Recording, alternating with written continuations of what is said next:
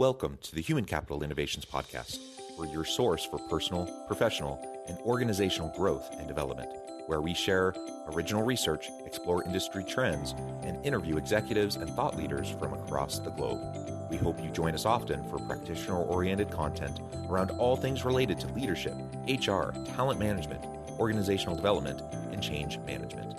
Maximize your personal and organizational potential with Human Capital Innovations Podcast.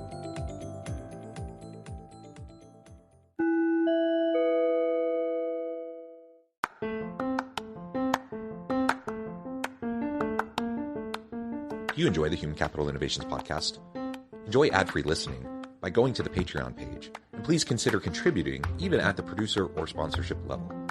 And please leave a review. Thank you for your support.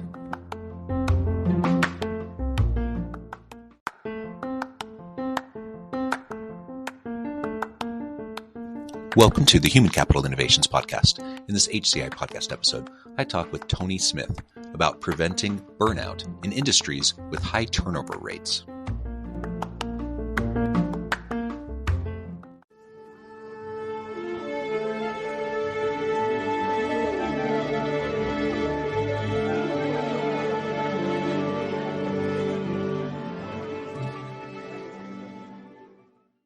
Tony Smith, welcome to the Human Capital Innovations Podcast. Thank you, Jonathan. It's great to be with you. Yeah, it's great to be with you too. You're joining us from Southern California. I'm south of Salt Lake City in Utah.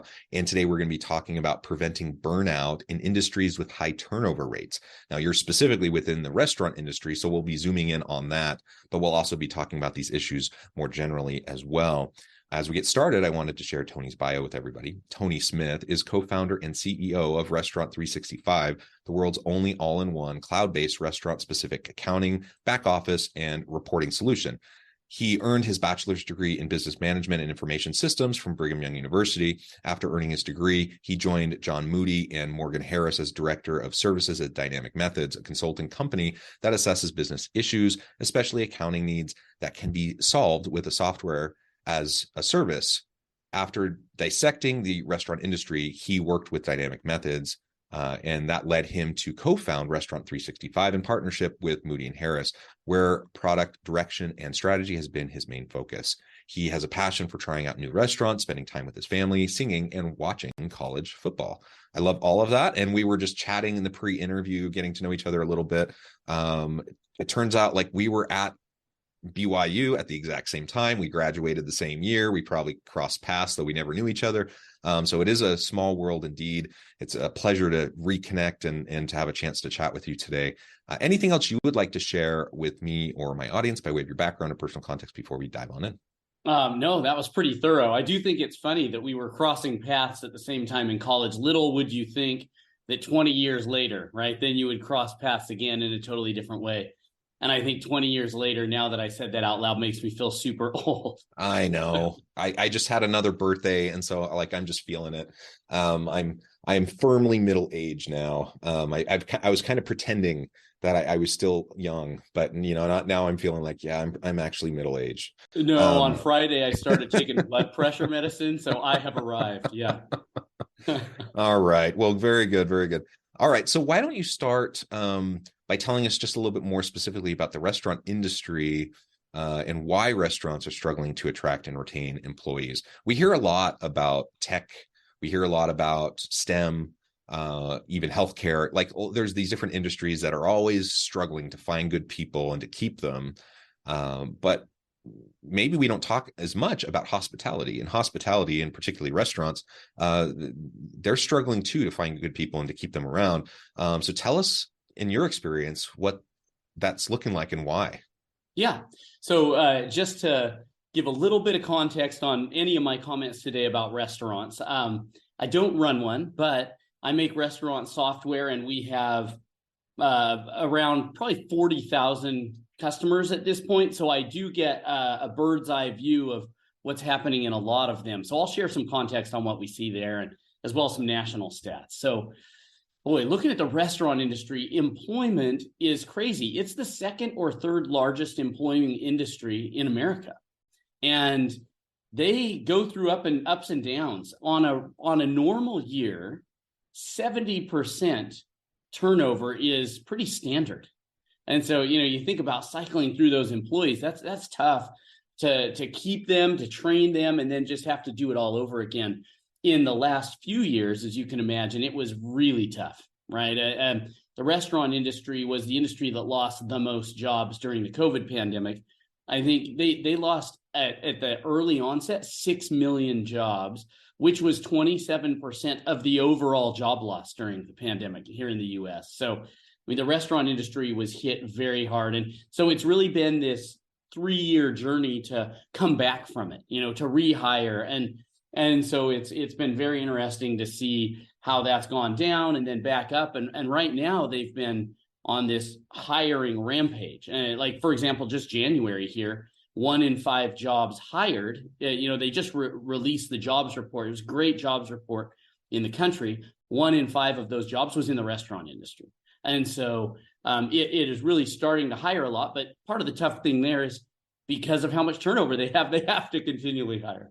Yeah, thank you for that context and some startling statistics that you threw out there as well. And it seems to me like part of the issue here is perhaps while the economy has shifted and the labor market has shifted in recent decades, something that used to be seen by many as a legitimate career path has shifted away to something that's just kind of more of a short-term transitory kind of job, maybe while you're in school, or that stepping stone to the next thing. Or I'm sure there are plenty of people that still use the restaurant industry for a career path. But it seems like that has been reduced, and now it's more of like part-time work and people just kind of doing it while they're in school. How does that mesh with what you're seeing? And if that's accurate, what do you think organizations, what restaurant leaders can do to encourage more of a career path mindset in their people as a means to attract and retain good people? It is true what you say there. I think it's big mindset in the country here of, I'll work at a restaurant for a little bit and then I'll get another job. But one thing, 9 in 10 restaurant managers come from employees, who joined in a different role. And so I think one of the key things restaurants can do to change that mentality is share that and provide mentorship and work on an actual culture in the restaurant instead of, just treating it as this job where we kind of own you for a little bit and you come in and do the work. And so actually try to have a culture and real benefits. And if they treat the employees as though this is a real job and they talk about it that way from the beginning, I think they have a much better chance versus, bring in these young kids and abuse them for a little bit by making them work really hard and not giving them the shifts they want. There's a lot of that I think is the conception right now.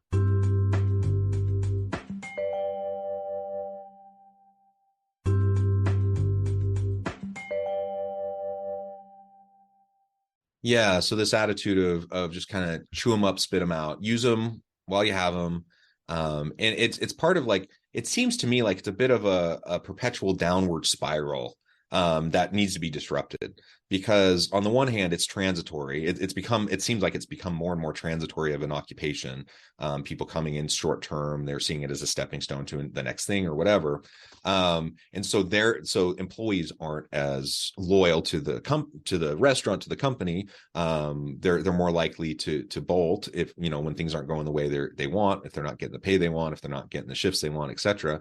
And then the employer is saying, well, look, I have these people that aren't committed to us at all. Why am I going to invest in them? Why am I going to pay them better? Why am I going to treat them better? Why am I going to invest in building a culture with them? Why am I going to train them more, etc.? All the investment pieces, they're like, well, why would I bother? Because they're just going to leave. And so they don't. And then that reinforces to the employees that, my employer doesn't invest in me. They don't care. They're not committed to me. I'm not committed to them. It seems like it's a bit of a downward spiral. And I should add, it's not unique to restaurants. I mean, we see the same phenomenon in pretty much any organizations that focus on investing in their people, on establishing a healthy culture, making it a place that people want to be, where they see an opportunity for growth. Those types of organizations, whether it's a restaurant or elsewhere, they tend to do a better job of attracting good people and keeping them. So it seems like it just makes sense that what you were saying would be a great approach for restaurants, but then you have to disrupt it in the first step, right? You have to disrupt that downward spiral in order for managers and for leaders to say, yeah, this is actually worth my time and energy to invest in these things that are going to take time and energy away from just the operations of the restaurant. Yeah, that's right. One of the things if we're talking restaurant industry specific, I'm happy to hop out too, but in the restaurant industry, minimum wage has been raised in a lot of places and looks like it will continue to. And so that is really changing the dynamic, probably in any industry where minimum wage exists, right?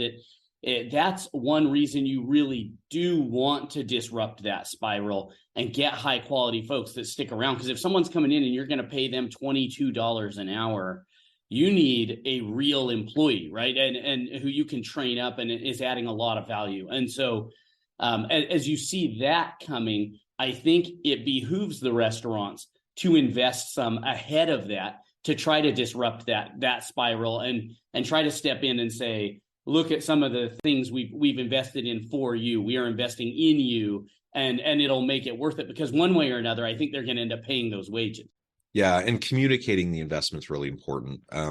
It really isn't enough to just assume that your people are going to notice it. And especially if it's highly transitory right now, people are coming in and out constantly. Just because you had a team meeting, a couple months ago where you highlighted, the promotion of so-and-so who was a server, who's now a shift lead, and that person who then became a man, you can highlight these things, but guess what? 3 months from now, you're going to have a lot of new people.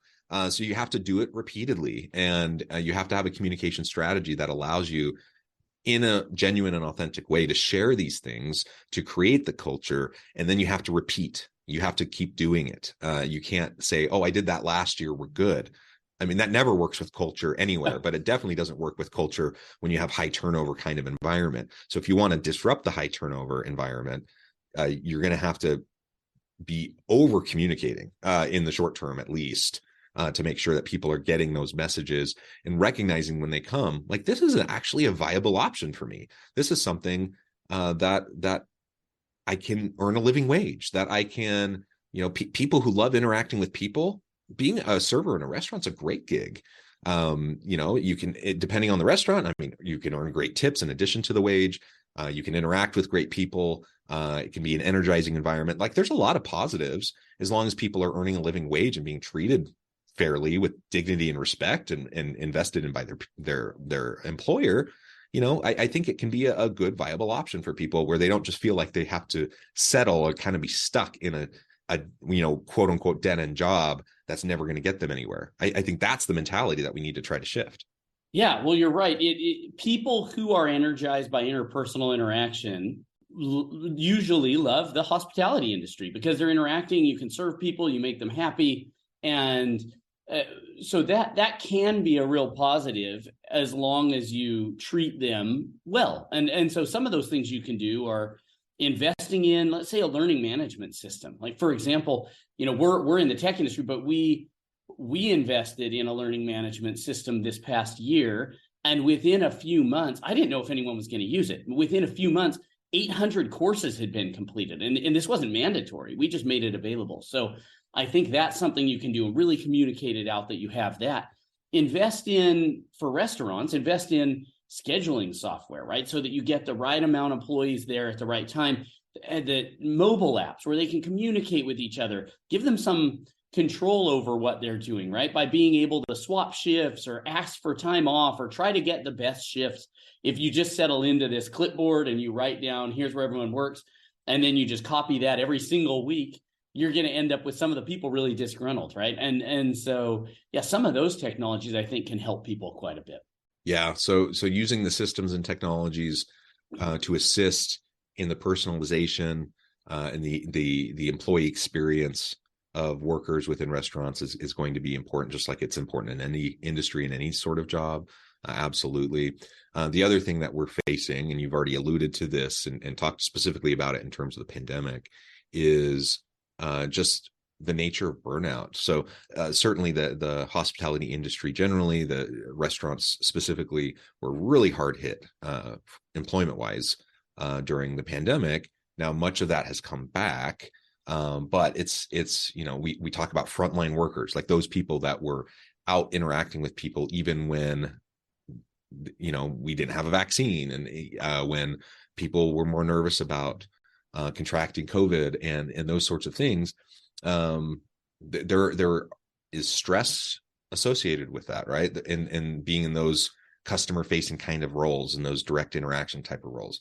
And anyone who's worked in hospitality or the restaurant industry, you may be energized by those interpersonal interactions, but it also means you're going to have some negative interactions that you have to deal with, because you're going to have unhappy customers sometimes that you're going to try to, fix their challenges and issues and make sure that they're happy. But sometimes you're the one that's getting yelled at or dealing with the drama, right? And all of that can lead to burnout. And especially if you don't feel like you're being compensated fairly, if you don't feel like you're being treated fairly, I mean, why would you put up with a negative workplace environment, a negative customer environment, and not get paid well?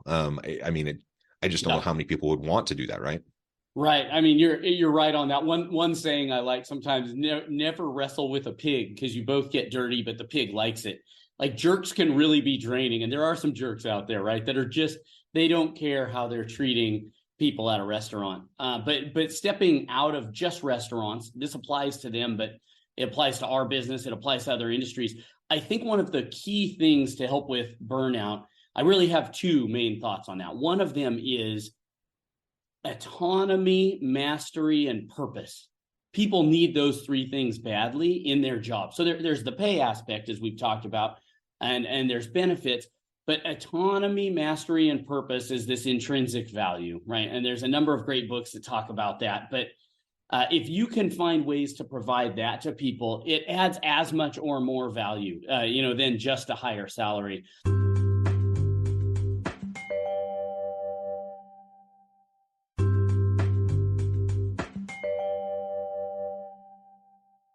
Autonomy is the 4 T's of autonomy, or autonomy: task, time, technique, and team. Can they control those 4 things, or any part of it? Can you try to have them decide what time they work? Maybe they can say what shifts they want, or who they're working, what team. Hey, I really have this buddy, give us shifts together. There's things there that you can do to help them, and that really creates a positive feeling. And those type of feelings are what really prevent burnout. On the mastery and the purpose side, I think we already talked some about mastery, which is give them opportunities to learn and become expert at some things. People are proud of that. They love to be an expert at something. And so give them opportunity for that. And then on purpose, help them to understand what the vision is of your organization, where you're going. And in the end, make it something that they're proud of, that they're proud to be a part of. And if you can do that, people are going to lean in. And all 3 of those things, I think, really help you to avoid some of the burnout. The one other aspect that is, I think that everyone, whether you're in a job that you feel like you can control or not, everyone should assess their role at least once a year. It's something that I do, as a CEO. It's a little different as a CEO. As I got this role, you say, well, what's your job? And I say, whatever makes the company successful, right? So that can continually change as we grow. So every year I make this quadrant, great at it, not great at it, and love it, and don't love it.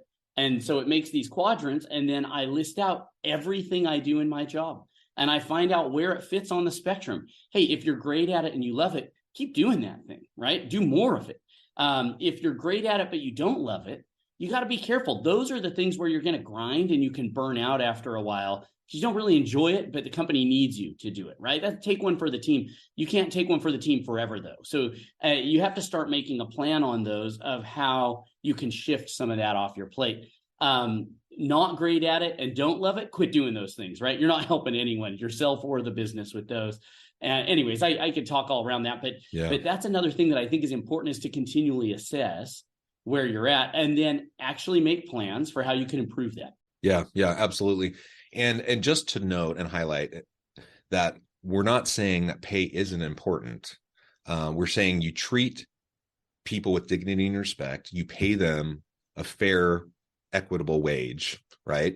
And as Dan Pink talks about, you take pay off the table, right? You pay them enough to take pay off the table. Once you do that, then you can focus on these other intrinsic aspects that actually are going to do more to drive motivation and satisfaction and performance than the wage itself. But if you don't pay people fairly, even if it's a perceived lack of fairness. If you don't pay people fairly, or they don't feel like they're being paid fairly, it almost doesn't matter the other stuff that you're doing, because they're still not going to be happy.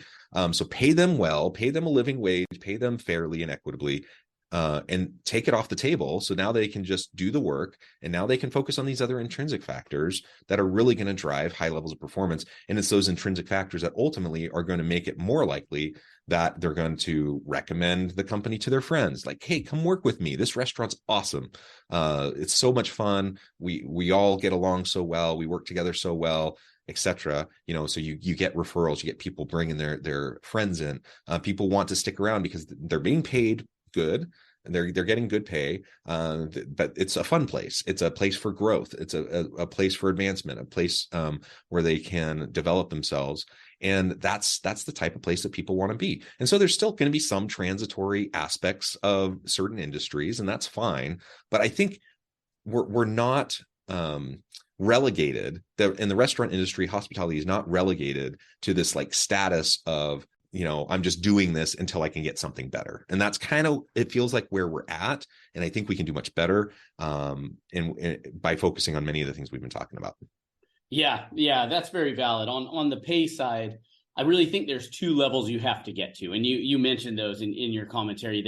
You have to get to the base level where people are able to live, of course. But then there's actually another level you also have to get to if you want to keep people, and that is all about how they feel about their pay compared to their peers, compared to their coworkers. And you have to reach that level. And that's not always something that you can just put into a spreadsheet and it makes sense, because it's what's in someone's head. And so part of that is you have to take the time to talk with people. You need to meet with them and review with them and ask them how they feel about it. And so some of it is that interpersonal connection to know if that's meeting that level of need for them. But yes, once you get the pay past those two levels, then I think it really digs in on the culture side of it. Well, Tony, this has just been a really fun conversation. I know at the time I'm going to need to let you go here in just a minute, but before we wrap things up for today, I wanted to give you a chance to share with the audience how they can connect with you, find out more about your work, your team, and then give us a final word on the topic for today. Great. Yeah, I think the best way to get us is to go to restaurant365.com and check it out from all aspects. If you're restaurants, go there and look at the product and the solutions. If you're looking for a career in restaurant tech, then go on over to our careers page. We are always hiring. So yeah, would love for people to hop on there and check us out. Jonathan, really, really a pleasure to be on here. I appreciate you taking the time to let me chat for a little, as I think everyone who knows me knows I can go on forever about things. So you did a good job of managing me here. And it really was a blast. So I hope that everyone out there who's hearing this is thinking about whether you're a boss, a manager, an employee, wherever you are in life. I hope that you're thinking about, how do I make this place that I'm at work for me? And how do I also make it better for those around me? And if everyone just has a little bit of that mentality, I think that you're going to be in the right spot, because wherever you are will become that. Yeah. Well said, Tony. This has been a pleasure. I encourage everyone to reach out, get connected, find out more about what Tony and his team can do for you. And as always, I hope everyone can stay healthy and safe, that you can find meaning and purpose at work each and every day. And I hope you all have a great week. Do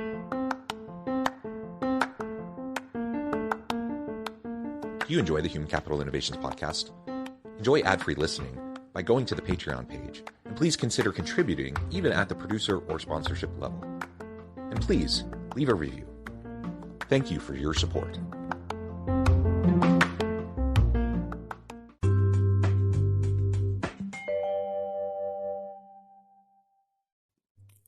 Thanks again for joining us for this episode of the Human Capital Innovations Podcast.